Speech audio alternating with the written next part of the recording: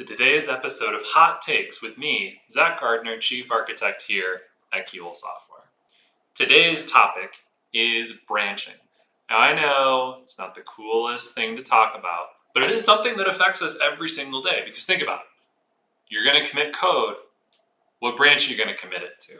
Now, I have gotten the opportunity to work with a lot of different organizations that have a lot of different methodologies, some of which some so good, some of which not so good. There's a lot of ways you can make branching really, really complicated. There's Git flow. There's many different options. The hot take that I have is that the simplest branching methodology, it's usually the most effective. Trunk-based branching, I think, is honestly, for most, maybe 70% of organizations, probably the way they should go. And trunk-based branching, like it sounds, is extremely simple. You have a single branch that represents your source of truth. Now, developers can create their own feature branches, whether they're working on an epic or a story or whatever agile metaphor you want to use to describe a unit of work. They work on that for a time, and then they merge their code back in. As long as the branches that they create are short-lived, then that's perfectly fine.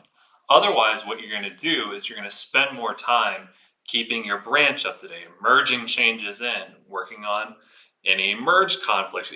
You're going to spend more time managing your branch than you are actually developing functionality for our end users. And if the purpose of branching is to make it easier for us to develop functionality, we really need to put that to the test and actually make sure that that is truly what serves our users the best. So trunk-based branching is the way to go, but you'll obviously have changes that will be developed but don't necessarily need to be seen by users in production. Now, it's perfectly fine to have feature flags that leave portions of your application deployed but dormant.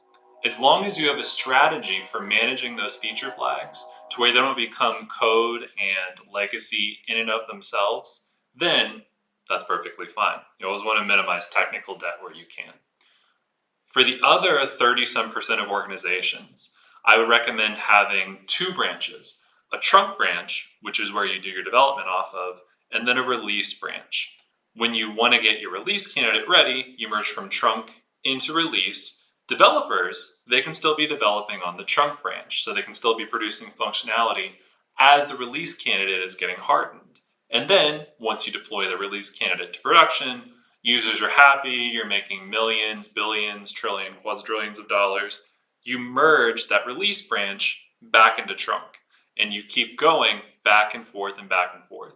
That allows you to have a development branch that everyone can develop new functionality off of, and it allows you to have a very stable branch when you need to deploy changes to production. There might be one or two or three other use cases, different ways of doing branching that I didn't talk about, but honestly, I've seen so many different ways that it can go wrong that over my decades of experience in software development, it's honestly one of those two that I've seen to be the most effective and allow you to spend more time delivering functionality to end users and less time doing the mundane work of actually managing branches. So again, Zach Gardner, Hot Take, Chief Architect here at Keyhole Software. If you agree that trunk-based branching is the way to go, drop me a comment, give me some feedback right over here. If you think that I am crazy and that there's no reason why anyone should do trunk-based branching, I want to hear from you too. I want to hear your opinions. I think we need to elevate the level of discourse on YouTube, on LinkedIn, wherever you're viewing this video.